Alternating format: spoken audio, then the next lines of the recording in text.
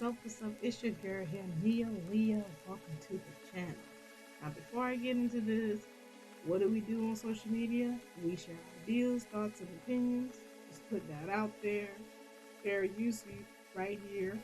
The reason why I'm saying that, a lot of people get in their feelings and they don't want you to be talking about particular games or any subjects on social media and they get upset. It's not about getting upset, it's about having a conversation. So that's what we're doing.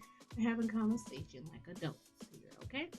So the topic that we're mainly going to be talking about today is zombies. Yes, we're going to be talking about zombies. Now, the reason why I'm talking about it, your girl right here, if you don't know, enjoys playing zombie games. This is what I, this is, that's one of the things I'm known for doing, for playing. Playing is zombie games. My favorite zombie game is Left 4 Dead 1 and 2, which is weird because I never owned an Xbox. I only played it on a PC. So, yes, that's my favorite one. I will be talking about this game as to why there is no Left 4 Dead 3. Who makes it? Is it Valve? Let me know if it's Valve. If it is them, please ask them why they have not made a Left 4 Dead 3. I'm still waiting on that. I'm waiting. I ain't playing with y'all. We need a 3, okay? But let's go ahead and get into this zombie topic. So, y'all do know I love me some zombies. Now, the thing that I want to talk about is I kind of figure out that some people don't like zombies. And I'm going to tell you why I don't like zombie games or zombie movies.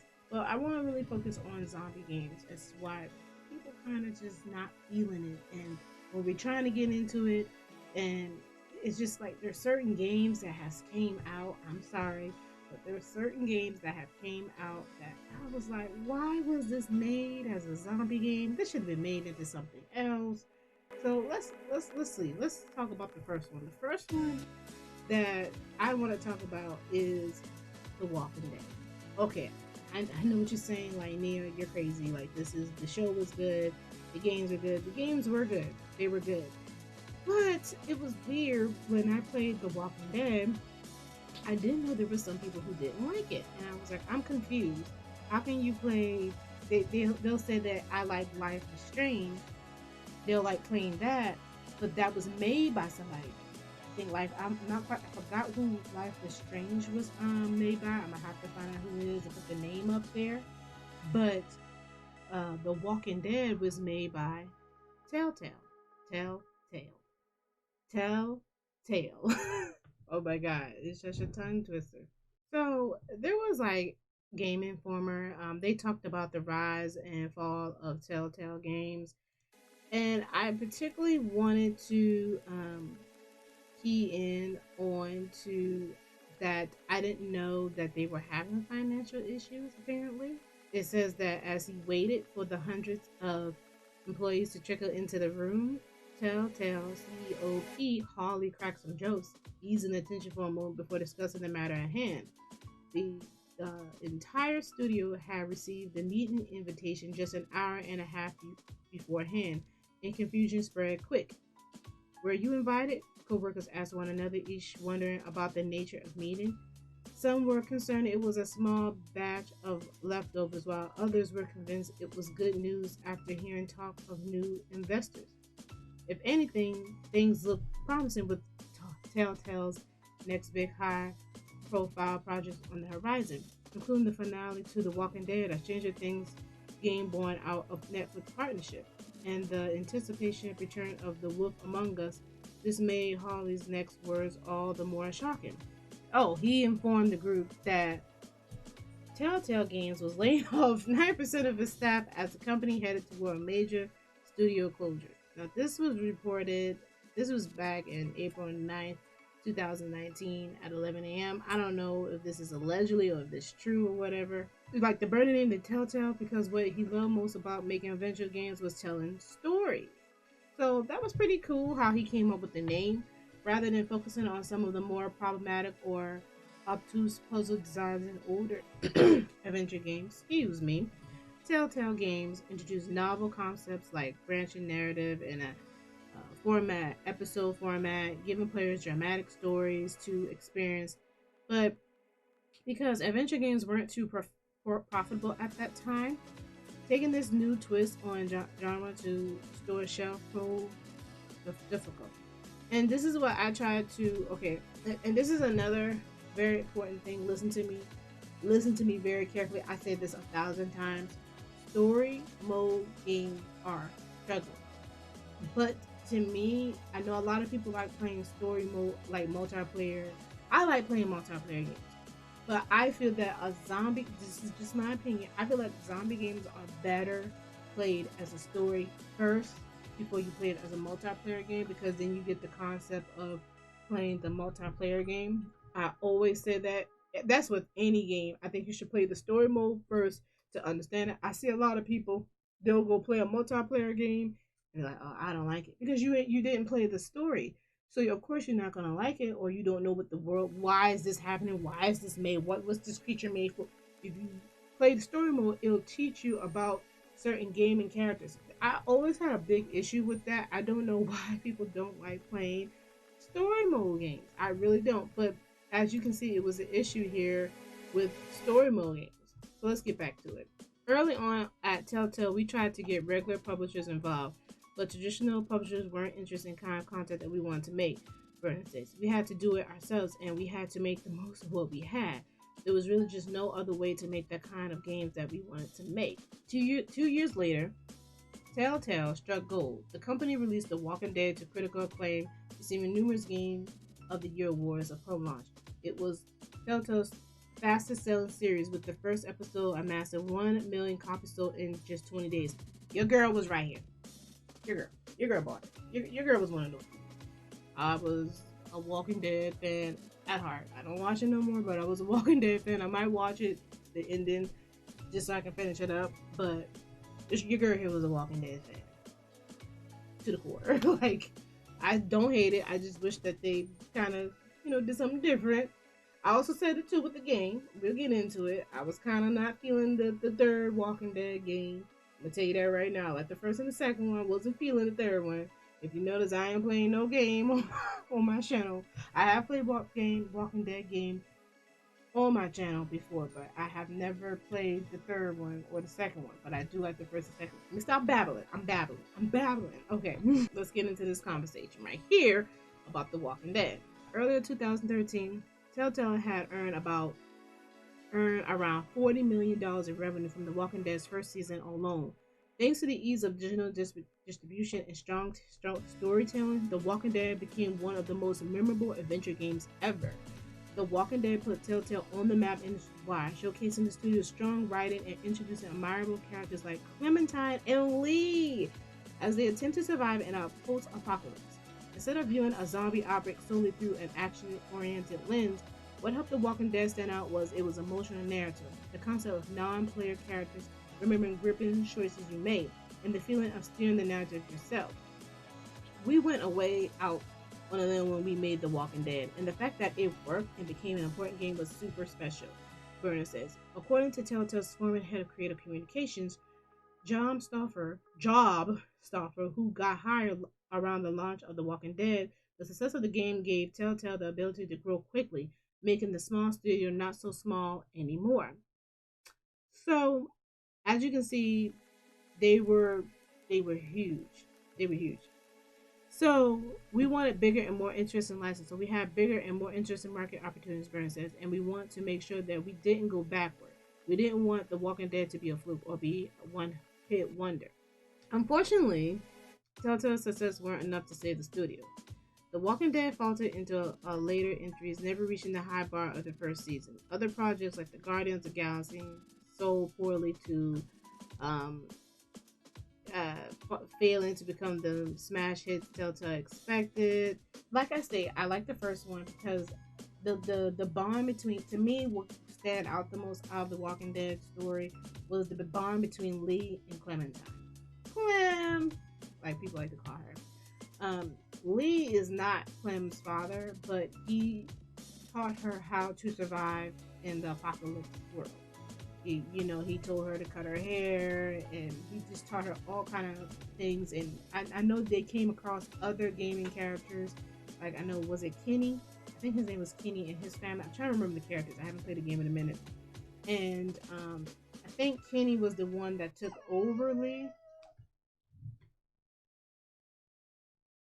So I think a lot of people, they never actually like Telltale, and they never really gave the first Walking Dead a chance. A lot of people didn't, so they didn't play the second one. The second one was still good. The third one, I felt like it was a soap opera. I'm not even gonna lie. I think the one dude was in love with his brother's wife, and I couldn't get past that. So I was like, that this is a no for me. It became such soap opera. Like, I just didn't like that. I understand you might say, well, Nia, they all. I was like, I don't. I said the actual show, they did have Rick. You know, he was dead, or they thought that he was dead, and his wife went out with his best friend. That was different. They thought he was dead. It was no, she was going back and forth between them. This particular incident here with the Walking Dead 3, that's what killed it. I'm sorry, that killed it for me. I know some people were saying other things about it. Another thing too is Clementine was like everybody's favorite. I mean, we watched Clementine pretty much grow up through like 3 of the games, pretty much all 4 of the games. So we want to see more of her. And did y'all notice that the 2 titles from the 4th one and the first one look similar? I just want to point that out real quick. Also, I just want to know why Michonne's Walking Dead game, it didn't. It was good, but not a lot of people were hyped about it. I just want to know what your thoughts is on this game too as well. Why was not a lot of gameplays or that I seen on YouTube and Twitch on this game. So let's get back to the zombie talk, shall we? Let me just get back to the article. Officer? As Telltale got bigger and more focused on mega hit type things, basically, The Walking Dead was a double-edged sword. Burner says you can't duplicate Game of the Year over and over again, but there was a lot of pressure to duplicate The Walking Dead. That is so true. Major license holders that struck deals with Telltale wanted more of the same, hoping to grab that Telltale magic found in The Walking Dead. Telltale's board of directors put pressure on the company to make more of this success. So that's basically what it is. I'm not going to read that whole thing. They basically wanted him to make another success. And I just told you basically what really happened. Oh, and guys, speaking of Telltale, we're going to be talking about I will be talking about Telltale again because Batman. I think Batman pretty much died when he went to Telltale. That's just another story. Not today. That's just another story. I'm glad I found this because it basically died.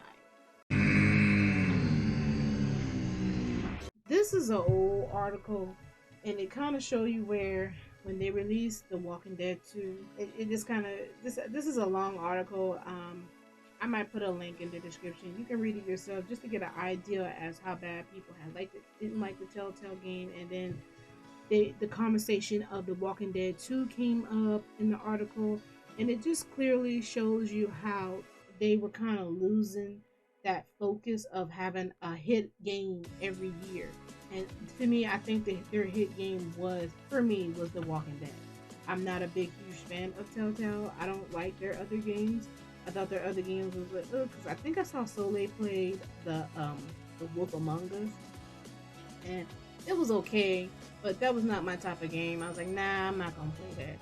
So let's go on to Resident Evil. Resident Evil is this. Your girl is back.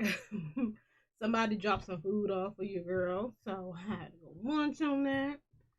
You know, she wanted to drop food off. She said, since we can't hang out due to COVID-19, she said, I'm going to drop some food off on your porch. So that's what she did. And girl, it was delicious. All right, so back to this. Yes, if y'all don't know Resident Evil Resistance, this is from the Resident Evil remake 3, like Resident Evil 3 remake. So they decided to make a Resident Evil, like it's like kind of like, you know, MJ, come on, baby. So it's like Left 4 Dead. You have 4 players, you know, y'all help each other, y'all trying to survive out through the night. Good concept. Now, before I get into this article, I'm gonna tell you this. I try to play the free trial. So I try to play the free trial that they had on PS4. I couldn't play it. For some reason, it never came to PS4 and then the game came out. So a lot of the people who were really hyped about playing it kind of was like, okay, since y'all can't get y'all retrial, because the trial area was supposed to come out where we can play, it was like a hot mess. Some people couldn't get in. I don't know. All I know, this is some for me experience. I tried to play it. I couldn't play it myself. So I was really disappointed at this. So now let's actually talk about how the experience of the game and what happened to this zombie particular multiplayer particular game. Let's talk about it. So Resident Evil Resistance Review, Dead Connection. Now this was back in May 22nd, 2020 of this year. You see, 2020. Oh Lord, this year. I don't even want to get started on 2020. The pitch. Despite its age, Capcom's survival horror series has never been in better shape. Resident Evil 7 moved the franchise into a new territory by changing the perspective to first person. The recent remakes of Resident Evil 2 and Resident Evil 3 have paid homage to the series' roots in stunning style. Now, Resident Evil Resistance looks to pose the question, what if Resident Evil played more like Valve's Left 4 Dead? Though not without its merit, the answer to this riddle fails to be anything more than what you expect. Resident Evil Resistance isn't necessarily a bad game, but it struggles to outrun your preconceptions of what it is. While there's something to be said for the charm of the unexpected, this really is the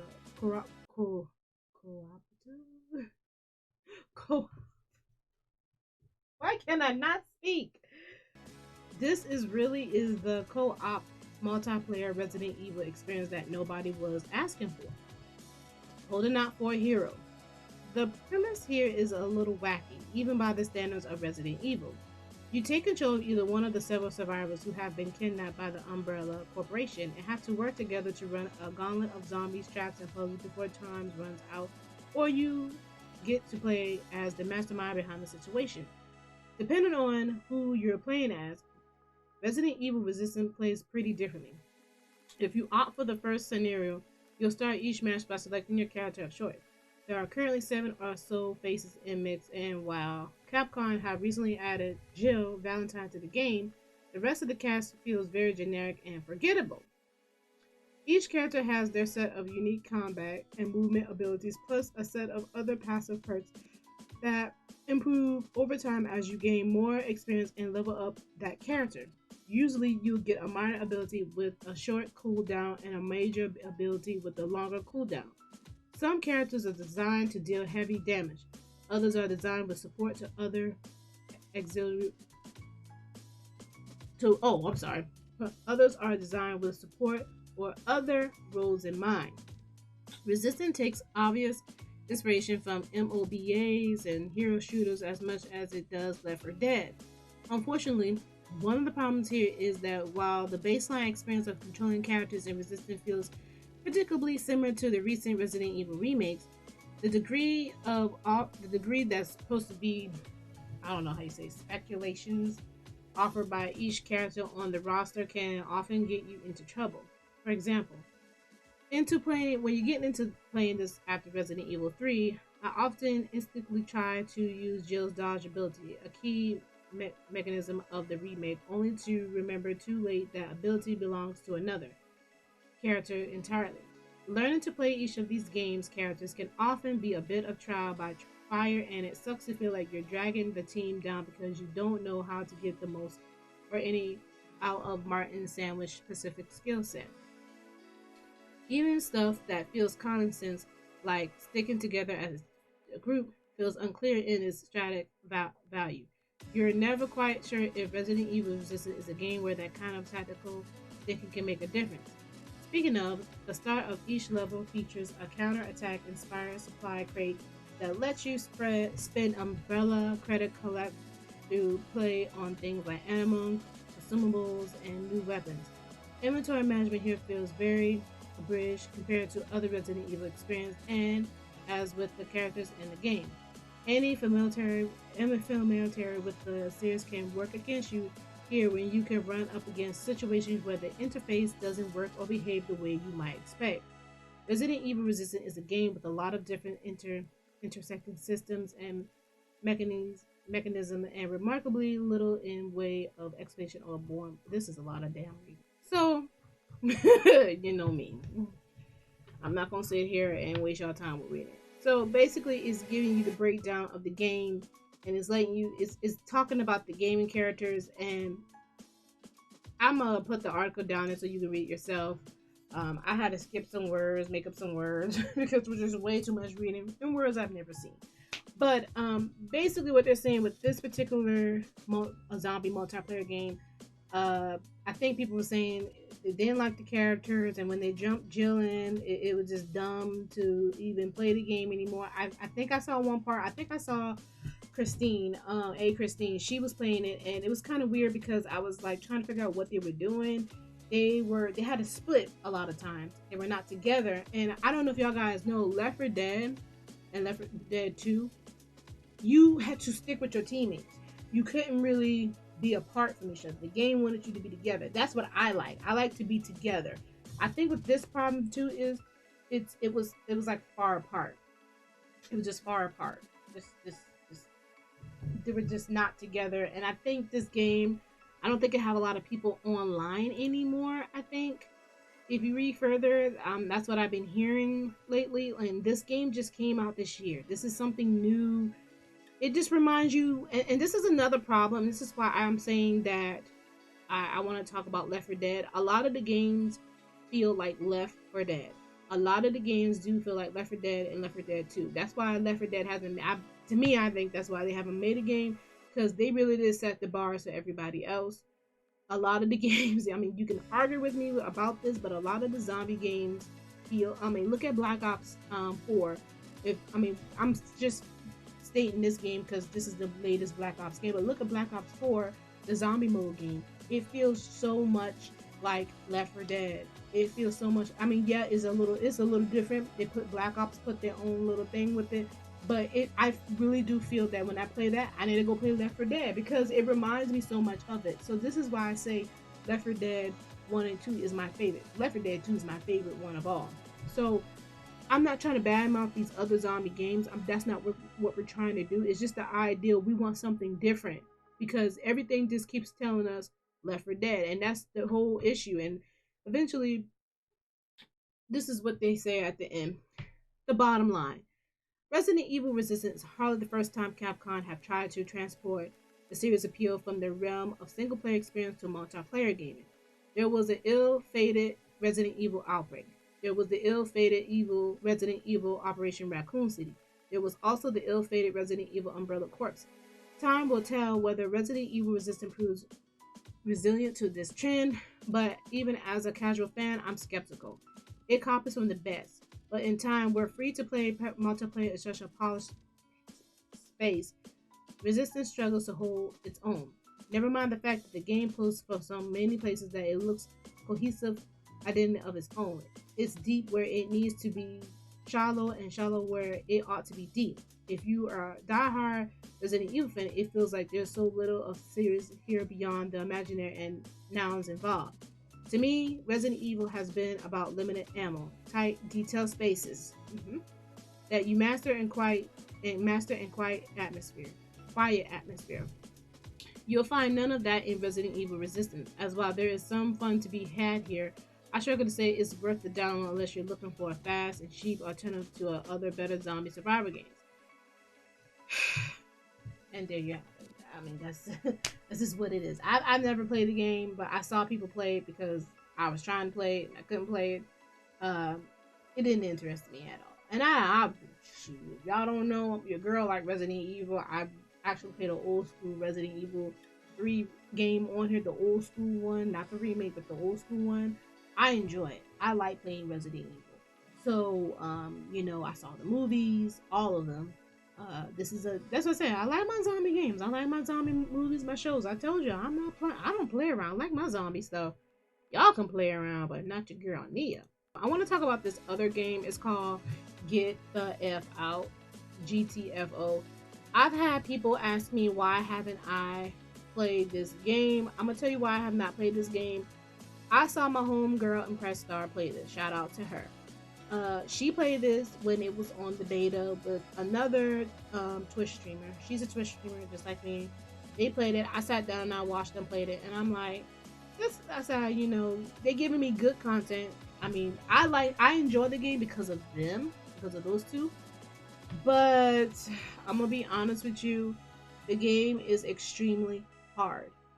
She told me you cannot play the game without anybody else. I've heard of people telling me this because I was going to get this game. This is another zombie type game or whatever, and it came out. Did it came out this year? Last year? I don't know. It's off of Steam. It's a Steam game, and I was going to get it, and I didn't get it because I said nah. I was like, nah, this looks way too hard.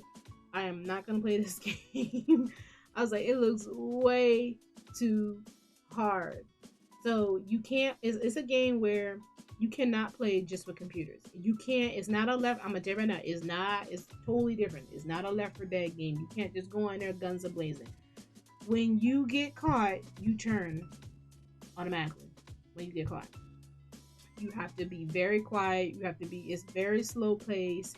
You have to sneak up around the zombie. They are very fast. They will overpower you. You have to have 4 on 1. That's how strong these zombies are. So in my I'm gonna let you know. I'm telling you, I saw them play it. I saw other people play it. I was like, no thank you. A lot of people I know stopped playing it because it's just way too hard. You need other people to play with you in this game. Now, Left 4 Dead 1 and 2, I can play the game by myself with computers all day, every day. I'm not afraid. But this one, I was afraid. I was like, ooh, I'm not playing that. So I want to talk about that game real quick, like, before I went on to the next one. All right. Please, everybody, please. I'm not saying that these people, these companies did a horrible job making these games, but please don't be mean. You try to not be mean. But let me know what I said wrong. Days Gone versus World War Z. Which is the right zombie game for you, according to Gaming Monk? I'm gonna be honest with you. I'm gonna be honest with you. I didn't like neither one of these games, these zombie games. I seen both of them. I should have played them, tried them out. World Z looked like Left 4 Dead 1 and 2, and I guess you know me. If it looks like Left 4 Dead 1 and 2, I'm not gonna play it. Days Gone just looks dry and boring. I don't like neither one of them. Times you have to duck and cover because the shade's coming in hot, people. So, yeah, I wanted to bring these two particular games out because they were new to the zombie area. Both of them were horrible. I didn't care for either one of them. Sorry, people. I'm not even gonna waste my time going into that conversation. If you want to read it, it's Gaming Monk. I should put a description. I'll put the link in the description to that. I'm gonna put a lot of links in the description. Go see for yourself, okay? I typically I'm not going to no. I'm not even gonna read this. I'm not even gonna dissect this. It's just what it is. It is what it is. I just wasn't feeling it. Wasn't feeling it. Now, I will say this. I want to talk about Plants vs Zombies. I will be talking about this one later on, but I'm going to talk about it very quick. So Plants vs Zombies do have another game out. It came out, I think, last year. Battle for Neighborville. It did too good. It had a lot of bug issues. It's pretty much dead. I just think that franchise is just dying out. I'm a huge fan of Plants vs Zombies. I mean, I got it on my cell phone. I got it on my PlayStation. I got it on my computer. I bought that game a lot. Plants vs Zombies 1 and 2. Your girl bought that on everything.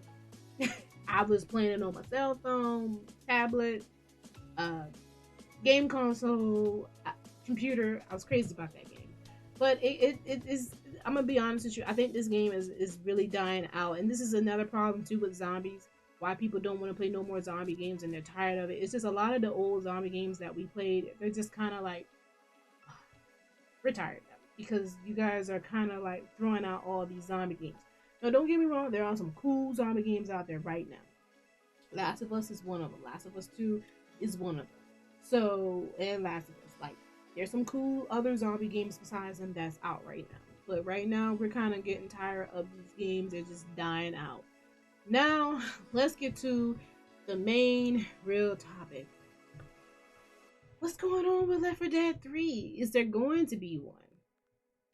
Y'all let me know from what I'm hearing in 2020. Valve said they ain't making it. As of right now, they're not gonna make it. They said Valve says it's absolutely not working on Left 4 Dead 3. Valve ends rumors about a VR sequel to gaming series. Yeah, so they basically, y'all, my dad. This article is not that long. I'm gonna read it, but they're not making it. Just if you don't want to hear the article, they're not making it. It says Valve has put an end to rumors about Left 4 Dead 3 being in development by stating that the studio has been working on it for years. We've seen rumors to this effect for the last couple of months. Valve said in a statement to IGN, we did briefly explore some of the Left 4 Dead next gen opportunities a few years ago, but we are absolutely not working on anything L4D related now and haven't for years. Earlier today, Alvin Wang, president of HTC Vive in China, posted images of some slides from a recent presentation to Twitter. One of the slides, titled 2020 VR Trends, had a bullet point stating that Valve HL, all them other letters, nobody got time for that, will drive consumer and AAA studio interest. The mention of L4D3 was seen by some as confirmation that HTC was developing Left 4 Dead 3 for VR, but instead led to Valve's new statement today. A few slides from my talk tonight. We won't change in the next 10 years. VR trends. I'm not quite sure. I'm gonna put this up for you guys so y'all can see it. HTC's Valen later admitted the mention of L4D3 was L4D3 was just his own personal speculation and apologized to fans. FYI, the hashtag L4D3 mention is also a personal speculation and all predictions are my own and not official view of at HTC. As a huge fan of Valve and their properties, I was given an example that titles like HL for Left 4 Dead could be the types of titles that would really move the needle in consumer VR. This was just speculation on my part. I apologize to fans who may have mistook this as a confirmation. Ooh, so okay. I don't know if you guys know, last year of 2019, we were all hyped because we were seeing people talking about, oh, there's going to be a Left 4 Dead 3 game coming out. We're so hyped. And now we're seeing that this year, just like 2020, the biggest letdown. So, it just clearly there's no game coming out. And it says rumors about Left 4 Dead 3 being developed for VR have been circling the internet recently. 2 days ago, the Valve News Network channel on YouTube posted what it claimed were leaked concept art screenshots from the game. It's clear some people are having fun creating misinformation to spin up community and other outlets, Valve said. Unfortunately for now, a new L4D game is not something we're working on. Left 4 Dead was released in 2008, followed by Left 4 Dead 2 in 2009. Left 4 Dead 3 was reportedly in development in 2011 or 2012. According to Valve News Network, and then canceled in 2017, the channel has speculated that the game had recently gone back into development.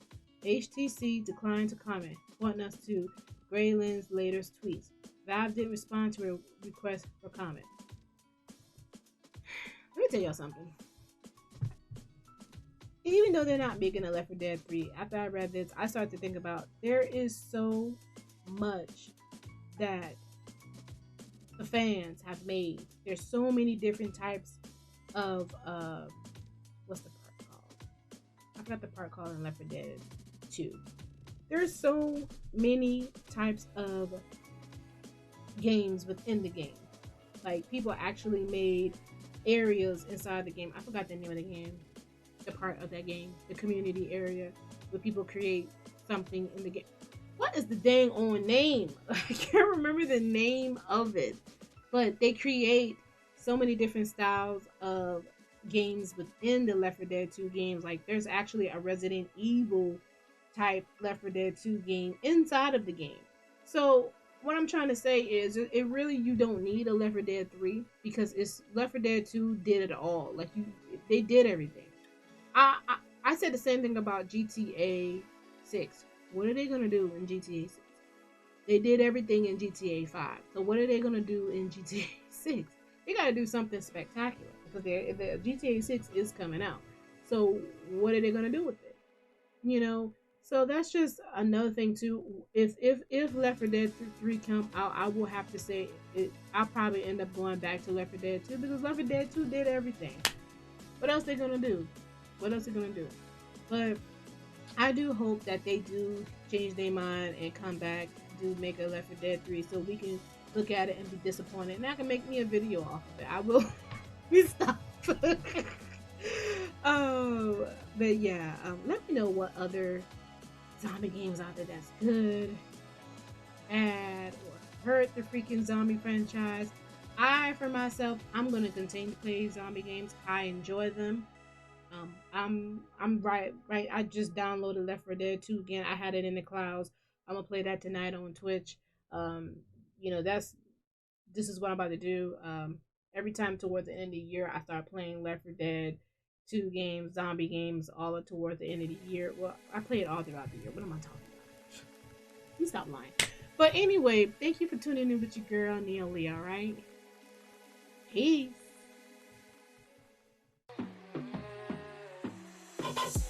Damn, how you gonna keep it up? What you gonna do every time I switch it up? Damn, I don't want no problem, but you gotta be ready if you gon' start something. Damn, how you gonna keep it up? Learn your lesson that you ain't gon' never measure up. Damn.